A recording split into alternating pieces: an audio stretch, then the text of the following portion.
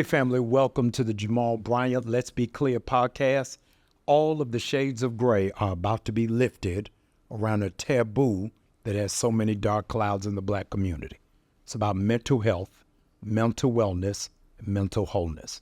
My friend and brother Jasper Williams III is not just my guest conversationalist, he is our guest clinician. And I'm hopeful that he's going to help us all on that journey. Brother, thank you so much for hanging out with us today. Thank you for having me, Doc. No, it means the world to me. Probably one of the most seminal books I've ever read is a book by Brandon Porter II entitled, If Obama Had a Son. And it talks about how difficult it is to be successful, drum roll, if your dad is a success.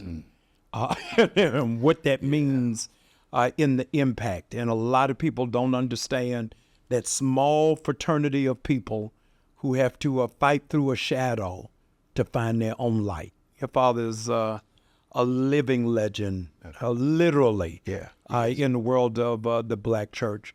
Tell me how difficult it was to find yourself and to find your own voice.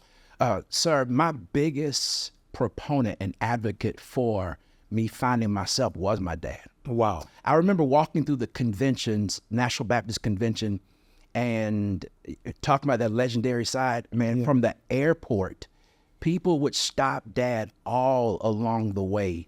It was crazy. Once he got to the hotel, it would take sometimes 2 hours for him to get from the lobby to his room. Wow. And with me being able to see that, I would get those questions. Can you hoop like your daddy? Yeah, right. Are you moaning yet? Right, moaning. right. What you talking about?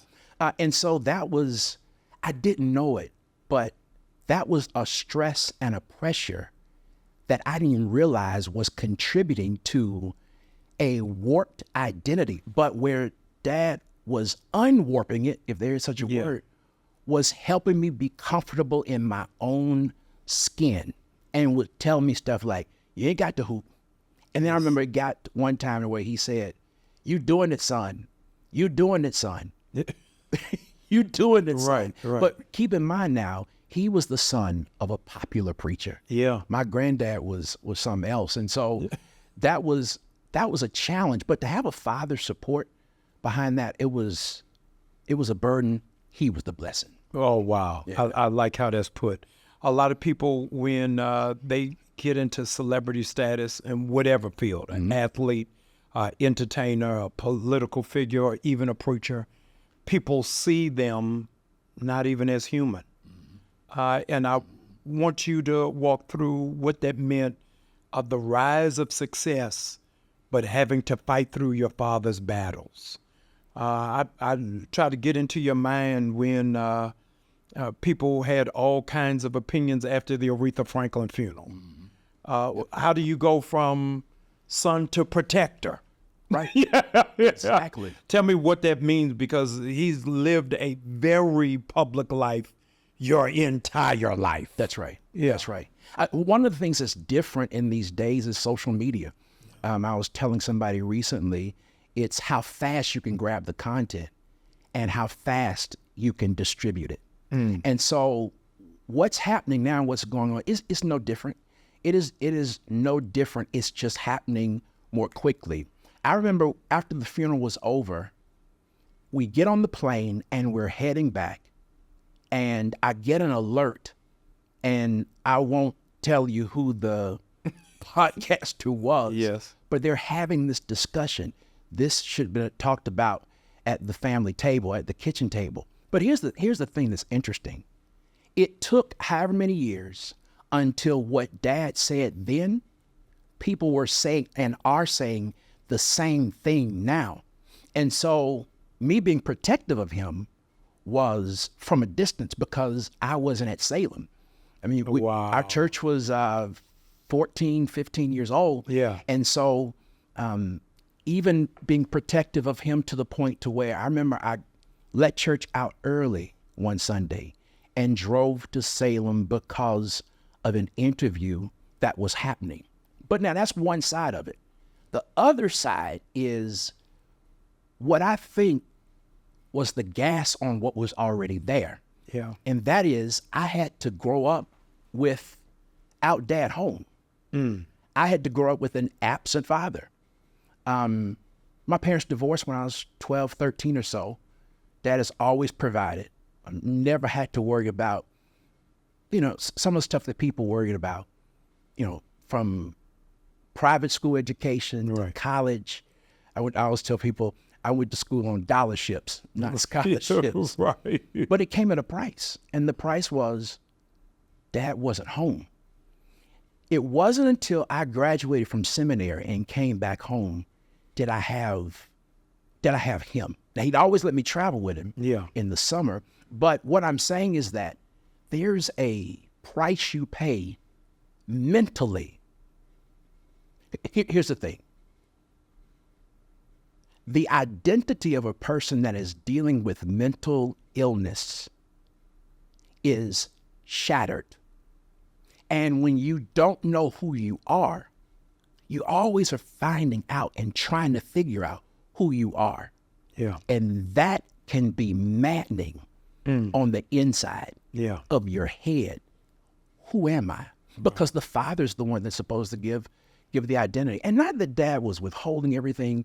Somebody could take this clip and make it look the other way.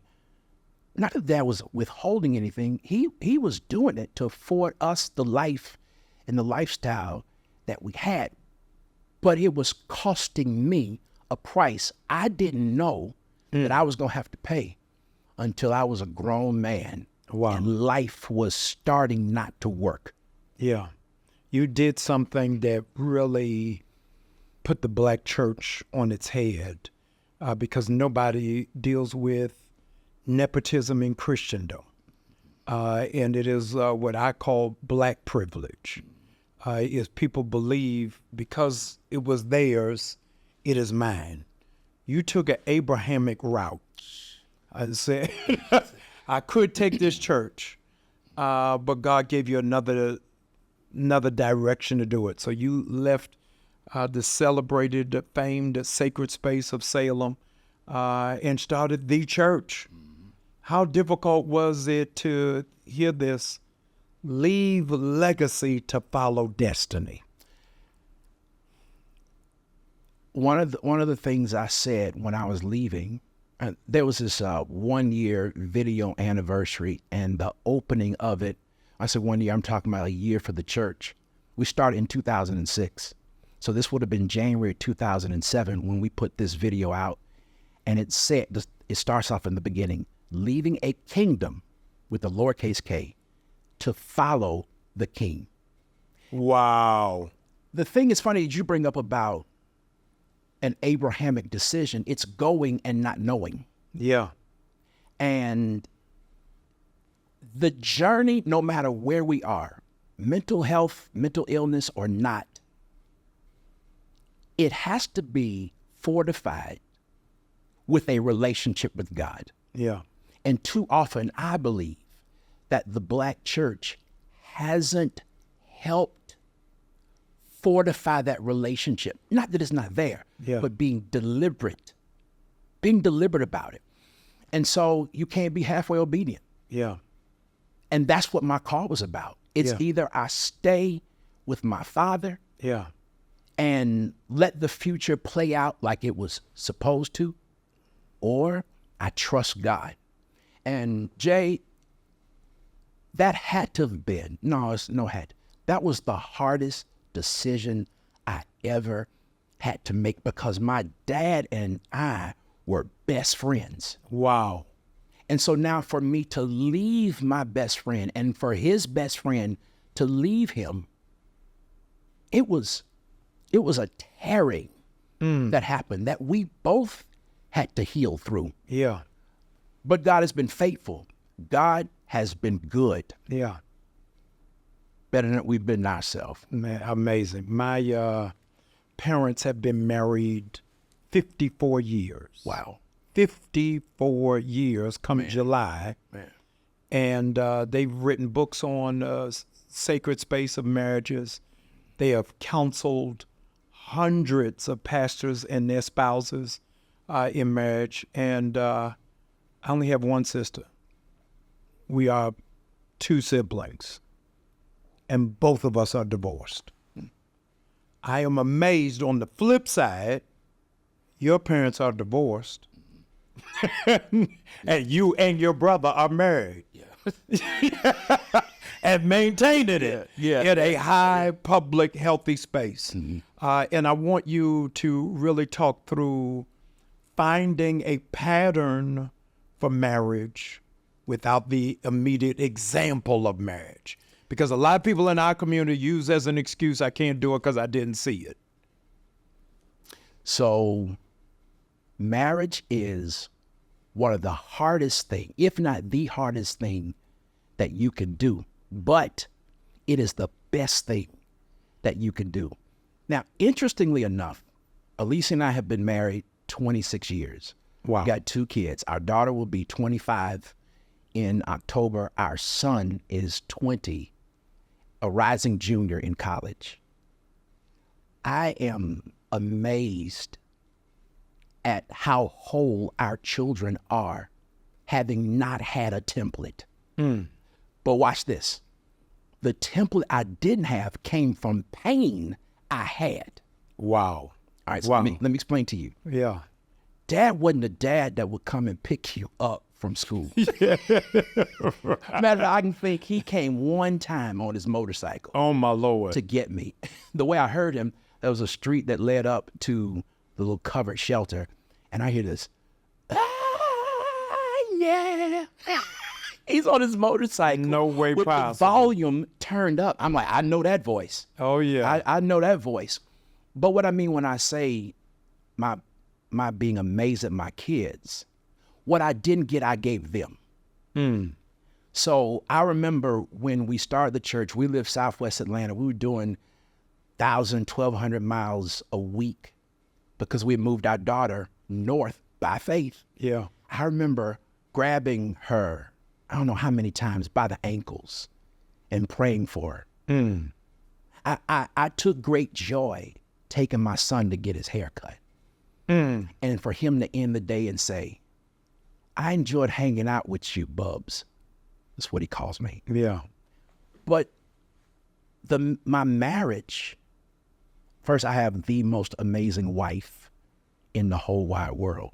What a blessing. But Alicia stayed with me. Because of where my journey was and where my headspace was, I damaged my marriage in damaging her. And I know I damaged those kids. But I start realizing that apologies mean more than what we think. Now, the reason why I believe that marriage worked for me, again, not because I had a template, but I wouldn't quit. And my commitment was, I am not going to let my marriage end in divorce.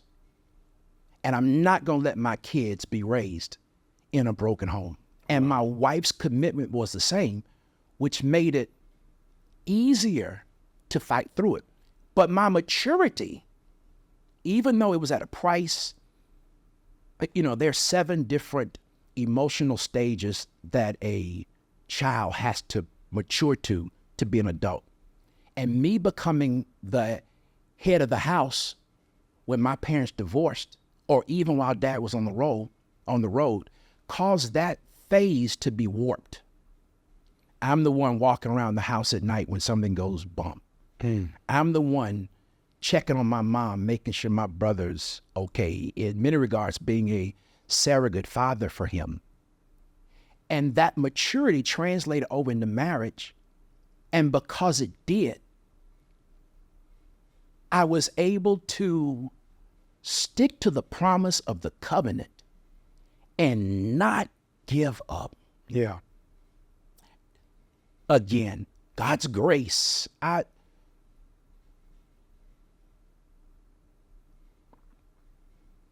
It's amazing. I'm grateful. No. I'm grateful. We're all the beneficiaries of it. A lot of people really see preachers in no uncertain terms as performers. You just get up on the stage, memorize 4 or 5 scriptures. Insert your gift. Yeah, insert your gift and sit down. I want you to talk about the mental pressure of being in ministry. Preaching is my solace, but getting to the pulpit is the fight sometimes. I do a whole bunch at the same time, and it's because of attention deficit. It's the SOS, the shiny object syndrome. And so while I'm preparing, as much as I love to be in the text and study and present, there's so much other stuff that grabs my attention. And so that mental weight would make me end up sometimes saying, God, I didn't give you what I should have. And then God has mercy. But Jay, it's not always the preaching that's what you deal with. It's what it takes to get there. Yeah. It's dealing with people. It's dealing with budgets and sometimes lack. It's dealing with folk that don't agree and starting dissension. That's the part that hurts my heart. And your heart and your head are connected. And when your heart hurts, it affects your head. But it's something in us that I'm desperately trying to break that mode of realizing that ministry isn't just at a local level. Yeah. When God has called you to something else that still allows you to be who you are. I have a pastor's heart. But when there's something else, and you know what? That's where my freedom has come. As I'm embracing this new place, as I am celebrating years and years of therapy and counseling, to have a clarity about what's next, not knowing how I'm going to get there, right, but having a clarity has ignited a new fire, a new joy on the inside of me. Yeah. We bumped into each other in Dallas a couple of months ago, and you began to share with me, and I was blown away at your full embrace of your personal odyssey. You are the first pastor I have met who has said to me that they have been diagnosed. Mm-hmm. Wow, really? Ever. No way. I promise you. Ever. That's why you're sitting here today. As much as pastors deal with mental health, yes, I'm the first one. Yes. Now, I didn't want to say it, so you tell them what you were diagnosed with. So you told me, now tell them. Yeah. So I've had 3 stints where I was out of the pulpit and benched because of mental illness. And when I think about it and look back through some of the patterns, it's always been there, but it was how we masked it. Yeah. So people that are struggling and the pain that comes, the brain is an organ. Now, if something wrong with our kidneys, something wrong with our hearts, yeah, something wrong with our muscular skeletal system, yeah, what do? We go to the doctor and we see how to fix it. Why don't we do the same thing with our brains? It's an organ that sometimes can get out of whack. And when I go back and I look at it and I see some of the signs as I've come to understand them, it's been there for a while. So back to what I was saying. 3 times have I been benched for depression and anxiety. All right, so I want to live from a place of authenticity. Yeah. My first time that took me out, I punched my wife in the stomach while I was asleep. Wow. Jay, she was pregnant with our son. Wow. We had a child. She was pregnant between our first and now our son, and she miscarried right in front of me. When we were building the East Side building, there was a standoff between Dad and the contractor. So here I am sitting on the backside collecting all this stuff. And if you got 90 units of something in a cup and you put 120 in there, what's going to happen? It's spilling over. And that's what happened to me. That's what took me out. So here's the story. Every year we go to Dallas. My wife is from Dallas, to spend Thanksgiving there. In the hotel, we dropped Jordan off. She was young with the grandparents. Came back to the hotel. And my wife and I had a little tiff. That's one thing about mental illness is you get set on edge. And the light over there flashing the way it is can make you feel some kind of way. Alicia's the sweetest person. I don't know what it was. But I got upset, and I took 2 sleeping pills, prescribed. Woke up the next morning, and she says, she's really dry. And I said, you know what, forget this. I used to lift and lift heavy. I got my gloves, I put my clothes on, and there was a gym across the street. I went and worked out, came back, and she's still dry. I said, I'm taking you shopping today. We got this day planned. I don't get it. She says, Jasper, you don't know? I said, no what? That little edge in my voice. Right. She said, you don't know what you did last night? What are you talking about what I did? I went to sleep. She said, you punched me in the stomach. Wow. Jay, if something had happened to my wife. And you had no recollection of it. And just so happened, she was nesting and she had her hands on her stomach, which took and absorbed the impact. I knew something was wrong. So doctors were smart enough, maybe I should say dumb enough, to give me something to help me go to sleep because I had hot brain. I think a lot. Yeah. And at night, those thoughts amp up. They gave me something to go to sleep, but they didn't start treating what was there. I got home and I got benched for 13 weeks. Well, I could do nothing. My therapist, my psychiatrist, he said, you can't even show up at church. So, but pause, interrupt.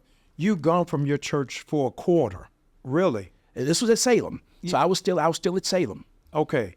In those 13 weeks, did you all say anything to the church? Where were you? In Cuba? No, I'm saying, what did you say to them? I remember one year we spent 2 weeks in Disney World, and I had a ball. I said 1 year, but that year, it happened in November. I went to our daughter and my wife, who was pregnant, to Disney World, and everything else I could think of over that next time. I had to get some kind of semblance back. So yes, we told Salem, but it was cloaked. Yeah. It was masked. It was proper. No, I get it. Yeah. And man, nobody asked Dad anything. Oh yeah. So he made the announcement. Yes. And they rocked right on. That was my first episode. My second episode, so that would have been in 2003 into 2004. It was in October of 2015 where the church that we pastor had gone through a real long, hard moment. Yeah. And it lasted years. And after we got through it, it's like my body exhaled and all the stuff that had been suppressed came back up. Yeah. I'd find myself in the corner in the shower. Like, can't move. Like a baby bent over crying and asking myself, what in the world is going on with me? I'd find myself for no reason being ticked off, not liking myself. It's the second time. And I was gone from October until mid-February. Wow. Yep. My wife carried it. Now, but at that time, you're at the church you're pastoring. It's 2015. Yes. Yes. So what do you say to your church then? Look, y'all, I'm out. Pastor's out. I think I told them, or it was my wife, because it happened quickly. When I stepped out, I had to, or I would have exploded. And man, that's how mental illness works. You get to the point to where, at least for me, you can't take it anymore. Yeah. It can't be contained in your head. And so I came out, same thing, I got benched. And my wife told the people, Pastor's away, he's such and such and such. And when I came back, I told them what was going on. And they held together. They held together. Wow. They held together. But then the respect that they had for me, I could see was growing. Yeah. This man is telling us his story. He's telling us what's going on the inside. Because you see, people can't see it. As long as you preach, as long as you can communicate, as long as you know what you're supposed to do, then folk can't see a cast on your head. Right. Yeah, Right. but now the third time happened right before the pandemic. October again, 2019. We were riding home from a funeral. I just told my wife, I can't do it anymore. Now, this was nothing that I was flirting with. It was like real time. Yeah. She said, what? What? You can't do it anymore. I said, I cannot do it anymore. I said, I have to go get some help. Wow. I left, I was gone for 30 days to outpatient treatment in Seattle, Washington. And that's where other layers were finally found that weren't being treated before then. That's when I started realizing that something else was wrong. It wasn't just anxiety. It wasn't just depression. It wasn't insomnia. It wasn't insomnia. Yeah. Man, that's where bipolar was discovered. Wow. How did you manage this debate that may be almost exclusive to the Black church experience on how are you having this when you got a relationship with God? Okay, now that's the problem. Yeah. I was in a worship service recently, and the pastor said, no Christian should have a struggle with mental illness or depression. You just need to pray harder and pray more. How are you going to tell me I need to run on a busted Achilles? How are you still supposed to run a 4.240? Yeah. You can't do it. Yeah. You cannot do it. And I think that's the thing that angers me the most, that as a pastor, telling people that and they're hurting, what do? Now you're making them think and question their relationship with God and say, I ain't got enough faith. Wow. I'm doing this wrong. God made me some kind of way. Yeah. That is detrimental. It's detrimental, but it's ignorant. And that's why I want my voice to speak into. That's where my advocacy comes. Not just people who are struggling with mental health or mental illness, but to educate. Yeah. There's this one phrase, this one quote I read, there is no failure in faith. Now, what that means is, if I'm in faith for a matter, doesn't mean it takes the sting out. That's right. Doesn't take let's call Paul to the table. Yeah. On the inside of this interview. Paul was very clear about, I got this thorn in my flesh. That's right. Listen, folk are going to embrace me or reject me or think something is wrong. It ain't the first time. Something was wrong with me. People just couldn't believe I left Salem because God said. Yeah. They just couldn't How believe. dare God tell you to Yes. go opposite of what we think? Yes, exactly. People are going to think what they think. Yeah. And here we are 18 years later. And the same thing when it comes down to when it comes down to the decision I had to make, you're right, folk are gone, but go ahead. There are people that are out there. I'm talking to you, as a matter of fact. There are people that are out there, men and women, and my voice is resonating with you. You are replaying areas and issues in your life and moments, and you're like, yes, help, yes, help. And I just want to tell you that help is on the way. Yes. That there is nothing wrong with you that should cause you to be discarded. Yeah. You're looking at a testimony. You're looking at a testimony of somebody who still has their marriage, whose kids still love them. And you are precious to God. And no matter how much faith you've had to demonstrate, there is no failure in faith. We got to get to the next chapter. I love it. There's an area I need you to help the body heal in. All right. And that is particularly, well, not even charismatic or Pentecostal apostolic churches.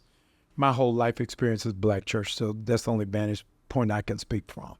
But I want you to help the church who addresses mental health as demonic activity. Mm-hmm. So somebody will come depressed, Yep.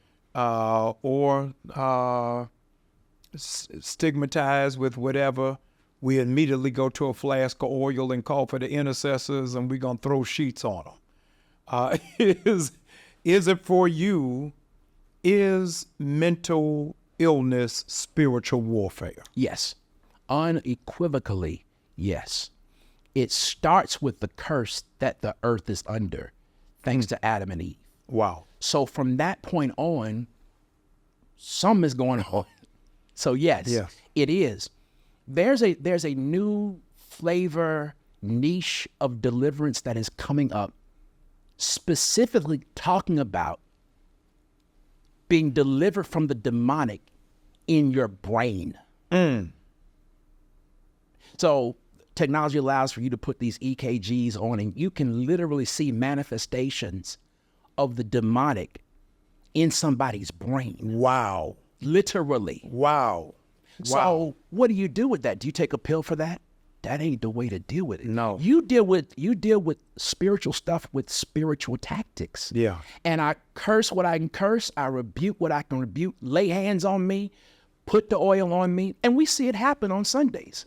I rebuke the spirit of death. I rebuke the spirit of depression. Yeah. The thing is that once the anointing wears off and that brain organ hasn't been helped, what does it do? It comes back and it plagues again. I was at the jail a week ago, and the warden said something, Pastor Jasper, that has messed me up, that 67% of inmates in the jail are mental issues, which means we are criminalizing mental instability. So if the legal system is criminalizing mental health issues and the Black church is ostracizing mental health issues, and you're dealing with a culture and a demographic that doesn't go to therapy, I want you to talk about to some parent, some pastor, some spouse who feels like their loved one, their significant other, is in that warfare, but don't have that level of self-awareness that you had to say, hey, I got to get help. What do we do? All right. So one of the biggest things I found out is community is everything. I'm sitting next to you. There's this exchange of life. Imagine a ship with shipping containers pulls up and it's got all this cargo on it. Another ship comes and it starts to take the cargo off because this ship needs it to make to the next. That's the exchange of life that happens in the body of Christ. All right. So a community is very important on how it is that you move forward, because pain can identify with other pain. Yeah. But then there has to be a voice of reason. So I'm talking to a spouse. My wife has a totally different approach to this. I'm talking to a spouse. I'm talking to a parent. First of all, it's being undiagnosed in the Black community because Black men aren't supposed to go through that. Wow. And so a black man just supposed to be strong and do it. And he himself puts the pressure on himself. And so it goes, it's not that we have it more than another culture. It's that we just aren't diagnosed. And so if I can find a community that is a community of faith and I can present some options on how to make it through. Yeah. My community helps, but then I got to be responsible for bringing in voices and therapists and advocating even in the medical industry, in the medical side of, we got to help this problem. You said it when you started the podcast. Yeah. This is the next pandemic. No, it is with us. The church at large has got to be more accountable and more responsible. I went to Duke Divinity School and had one class on pastoral counseling. One. It was an elective. Wow. That does not make me a therapist. That's right. And I want you to talk about the urgent necessity for the church to, one, encourage therapy and understand the difference between therapy and, quote, counseling. Okay, so when I was at Salem, we used to have counselors on staff to deal with those kinds of issues. I've got a friend who, in his church, he gives space. Steve Thurston, as a matter of fact, in Chicago at Covenant, gives space for a therapist actually to be there and to minister to people. All right, so I get my therapy in one particular session. Yeah. But then I get the medicine in another. So I'm talking about how I'm feeling, and once that comes to light, now I'm getting some help. I take my medicine. Wow.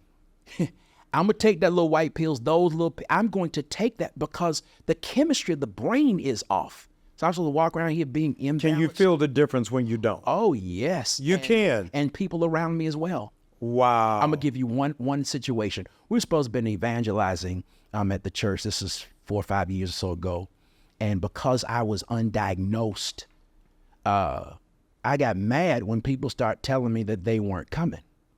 And I sent a message to my leaders. I hit send. It tipped over a bucket. Why are you talking to me like this?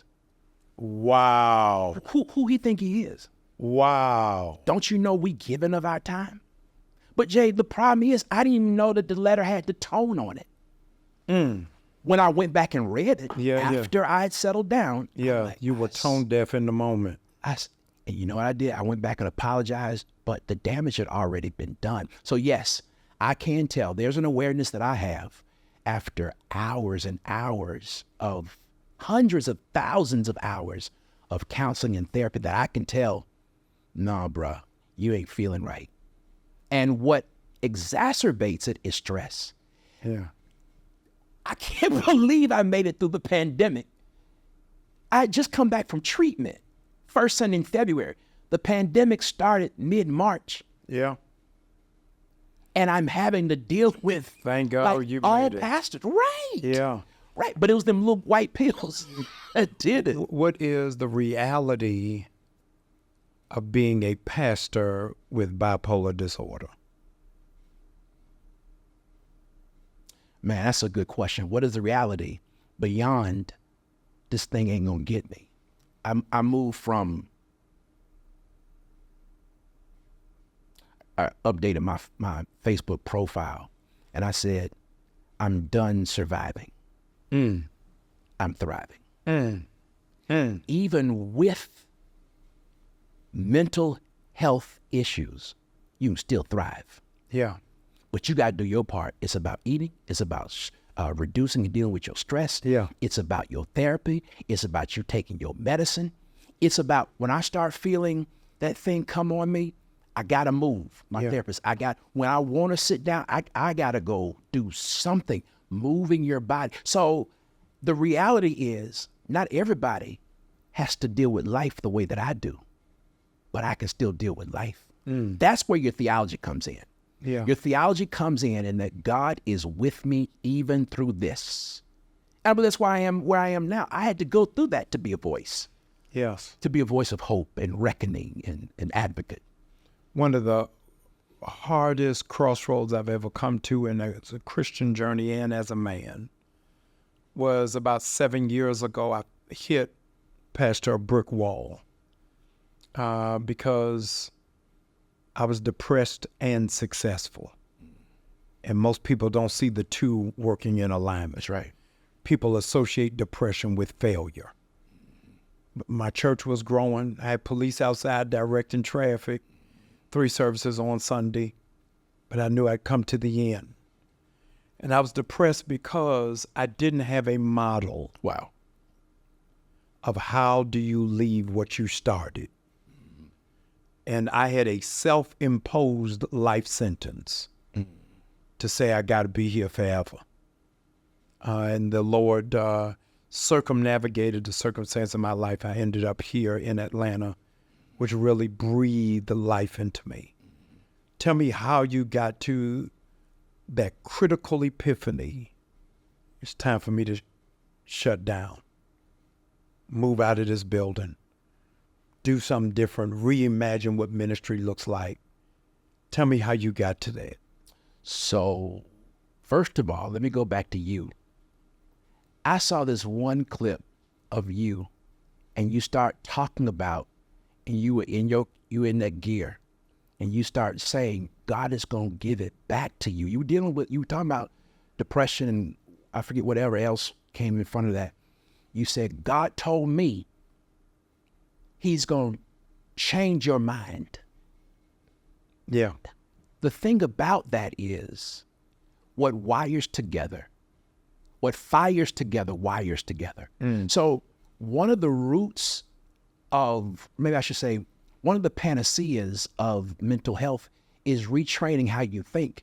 And most often, you said a self-imposed sentence. Most often it starts with how we think about ourselves. Yeah. So now what got me to where I am is that, first of all, it felt familiar because when I had to leave, when I left Salem, I can say I had to leave because God was calling out. Yeah.